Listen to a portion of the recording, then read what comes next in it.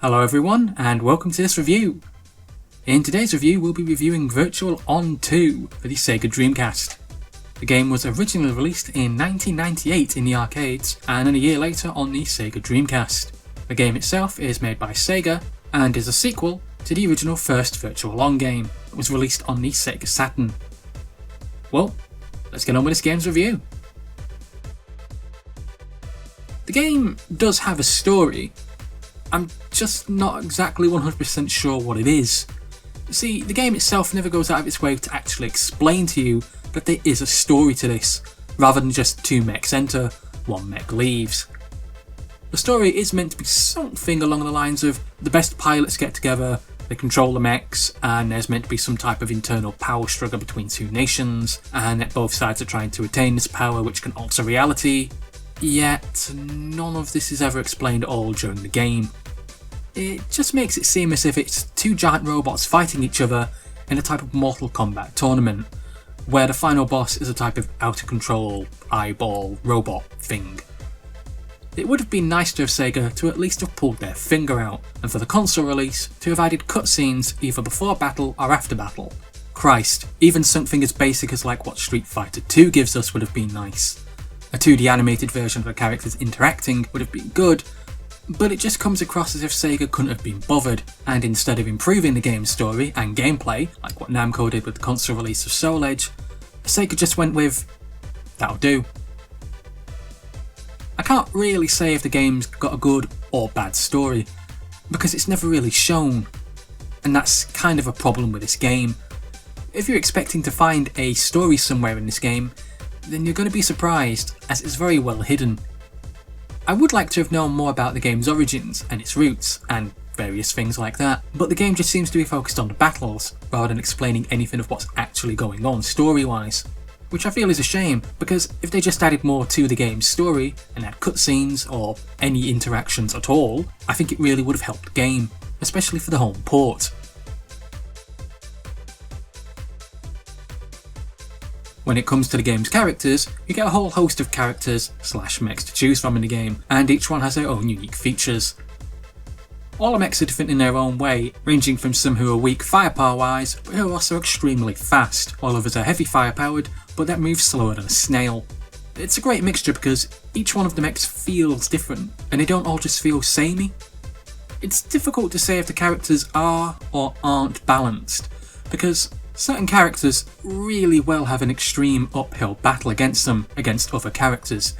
I found some of the weaker characters could essentially get destroyed in 2 hits from the heavy hitting characters, but the damage from the weaker characters was hardly damaging the heavier mechs at all. Now, this basically means that if you're one of the weaker bots and you're going up against one of the stronger bots, then you're going to need to be extremely good at evading, because that battle will just boil down to hit, run, hit, run, hit, run, and essentially hope you don't get hit by the other opponent's blasters, because 2 moves could easily wipe you out.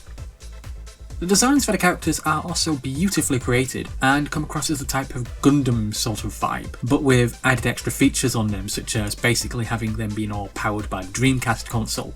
It is a silly idea, but I do like how it was a nice added touch. However, I do wish they had done something more with it, like added characters who could have been possibly half-arsed and could have been powered by a 32X possibly. The gameplay for this type of game is something of a speciality, meaning that it's rare because the sad truth of the matter is that in today's gaming world, we just don't see this type of game anymore. Think of this type of gameplay as you would a 3D fighter, but that it is and that it isn't. You go around the arena and you're going one-on-one against another mech, and you have 3 types of attack to use. You have your standard fire attack, a medium power attack, and a strong attack. You also have close range attacks, which usually involve whacking the other player with either your sword or stabbing them with a knife, or depending on which character, you whack them with a very heavy gun. You can jump and dash all over the arena, and you have to defeat the other player in a set time limit, as depending on which one of you has the lower health at the time, one of you will blow up when it gets to 0. You can use your weak attack as much as you like, but the medium and strong attacks take time to reload and recharge, so you have to use these sparingly, because you can't just stand still and keep spamming strong attack all the time, or else the other player is going to take advantage and just wipe the floor with you. It's also quite a difficult game to get the hang of the controls, because originally in the arcades you controlled the mechs via two types of control sticks, that you would move the character in one direction and you would also use the other to move the camera in another direction. Now, porting this onto the console with the original Dreamcast pad worked, but the result is it doesn't quite run as smoothly, and trying to control the camera along with the mech itself can be extremely difficult and does take some time to master. The game's collision detection also is far from perfect, because in the arena you usually have objects and you think, I can hide behind those for protection. Only you can't, because sometimes in the game magically bullets will go through these and just kill you. Now, if the object itself vanished upon impact, I would understand, but the fact is, it just doesn't, and yet it seems to detect you're there because it won't let you pass through the object, yet at random times it just lets firepower go through it.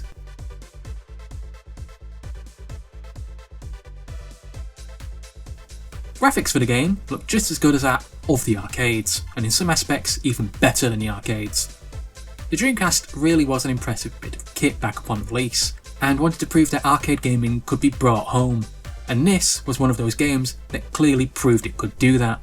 The graphics, especially back then, were nothing short of amazing, and I know to some viewers out there today that these graphics might not look all that impressive, but I'm from the old school of the 1980s, and the first time I saw this game playing in a game store on display, I was just standing there in awe. That being said, however, I felt the same way when I've got my first gaming PC and I played Unreal, and then I escaped the ship for the first time, and I saw the outside world. Yet today when I did that exact same thing, it just looks like total shite. Moving on from that experience, however, the game's graphics do come across clean, with no slowdown or any game-breaking glitches. The graphics are good, but by today's standard, I think a lot of people might just look at this and think, it's nothing special appearance-wise. And that's kind of sad, considering this and other games such as Virtua Fighter 3 were paving the way for just how beautiful graphics could be on a home console. These were the games that were bringing arcade gaming home.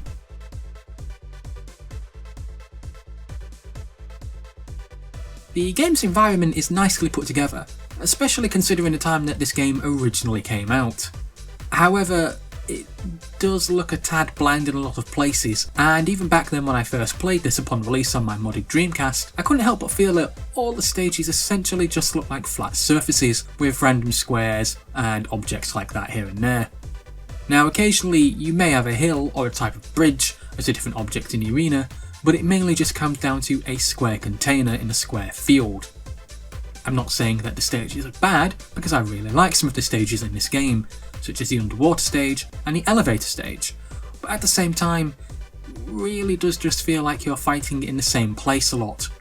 It's odd because you can be fighting in an underground mine and then underwater, which both look fantastic, but then you end up doing 6 or 7 stages which look very samey by design. The stages are very well created, and I do like how the environment that's being created is. It's just, I can't help shake this feeling that they could have done so much more. Sega's Naomi board was a powerful bit of kit back in the day, and the Dreamcast was no lightweight. The console and the arcade board could easily have created a bigger and better environment for the mechs to fight in. It's almost like the stages are essentially just square arenas, because of specifically how difficult it is to control the mechs themselves. I know I might not be explaining this very well, or showing it in just the videos, but controlling the mechs in combat is rather difficult, and usually the quickest way to self-right yourself is to dash and auto-aim. And I think if the game's environment had somehow been a bit bigger or more complex, this in actual combat might not be as easy.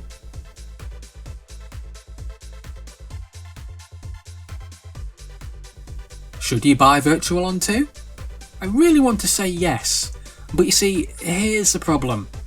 It's Sega, being Sega, doing stupid crap that you would expect Sega to do instead of what a normal company would do, and then complaining about the lack of any profits, but not actually doing anything about it, because it's Sega.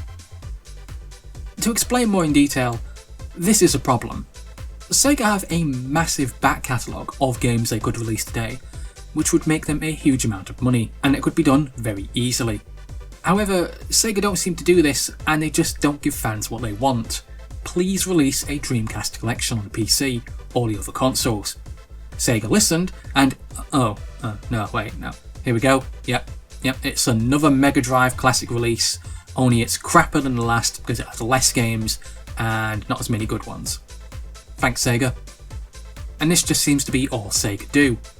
Instead of giving PC and console owners the chance to play some of the best Sega Saturn games, or some of the best Sega Dreamcast games out there, they just release another Mega Drive collection.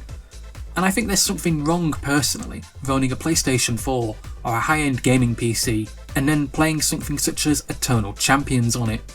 If you do want to play this game, then realistically there's only 3 routes open to you. 1. If you have a working Dreamcast, then the game itself is pretty easy to get a hold of and thankfully won't cost you a small fortune, so that one's not too much of a difficult one. You just have to have a Dreamcast first.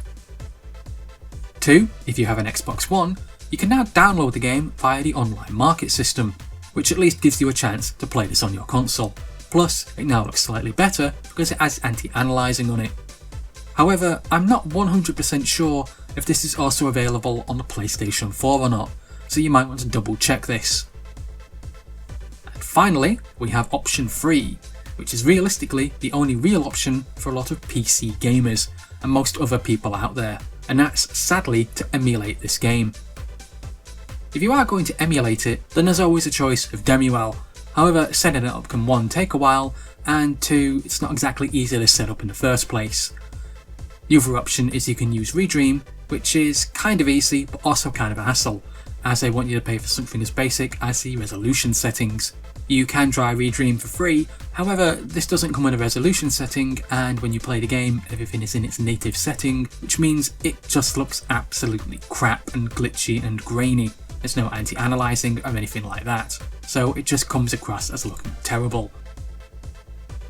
It would be nice if Sega could see sense and release some of its past games on the PC, as porting them really wouldn't be that difficult, and if anything, the fact that the remasters of Shenmue 1 and 2 should show them, people want a chance to play these games again. There are fantastic titles out there which would sell well if re-released, such as Dynamite Cop, the Virtua Cop series, Echo, Seaman, and Power Stone series. It just seems like a chance to make money, yet it's as if Sega's having it stared them right in the face, and Sega's just pretending it isn't there. I would recommend this to original Dreamcast owners and collectors alike, and I really would like to recommend this for the PC customer base too, but it seems as if Sega just don't care about them. So realistically, you're not left with much choice on how to play it, or unless you're willing to drop a lot of cash on an original working Dreamcast console with remote and memory card and a copy of the game itself, or unless you're willing to pay more, such as $199 or however much it is for an Xbox One these days, just to play the online released version. Would I recommend this game? Yes.